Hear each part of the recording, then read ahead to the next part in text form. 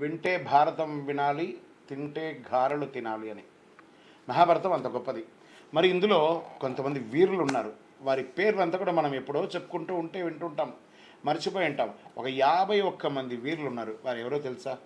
ఇది చాలా ముఖ్యమైనటువంటి సబ్జెక్ట్. చాలామంది మర్చిపోతున్నాం. మీ పిల్లలకి ఇది వినిపియండి. ఇది రానున్న రోజుకి ఇది ఒక నానుడిగా ఉంటుంది.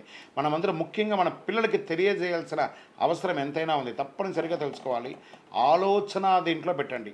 ఆ వీరుల యొక్క పేరుని మనం తెలుసుకుంటాం. కావాలంటే నోట్ చేసుకోండి. సత్యవతి, సంతనుడు, భీష్ముడు, వ్యాసుడు, ధృతరాష్ట్రుడు, పాండురాజు, కుంతీదేవి, గాంధారి, శకుని, కర్ణుడు, ద్రోణాచార్యుడు, శ్రీకృష్ణులు, ధర్మరాజు, భీముడు, అర్జునుడు, నకులుడు, సహదేవుడు, దుర్యోధనుడు, దుశ్శాసనుడు, భానుమతి, అశ్వత్థామ, వసుదేవుడు, శిశుపాలుడు, రుక్మిణీదేవి, కీచకుడు, బలరాముడు, ఏకలవ్యుడు, దేవేంద్రుడు, ఉత్తర, ఘటోద్గచుడు, సైంధవుడు, హిడింబి, ద్రుపదుడు, అభిమన్యుడు, శల్యుడు, ఉగ్రసేనుడు, దుర్వాసుడు, సాత్యకి, కృపాచార్యుడు, జరాసంధుడు, కంసుడు, ఉపపాండవులు, పరీక్షిత్తు మహారాజు,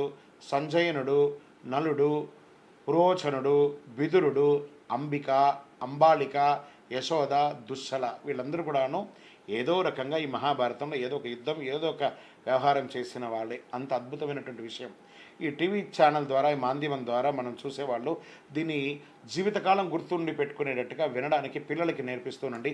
ఈ 51 పేరులో ఒక పేరు, 2 పేరు అలా మనం చెప్తూ ఉండగా కూడా మనలో కూడా ఒక ధైర్యం, ఒక శక్తి వస్తుంది, విజయం వస్తుంది.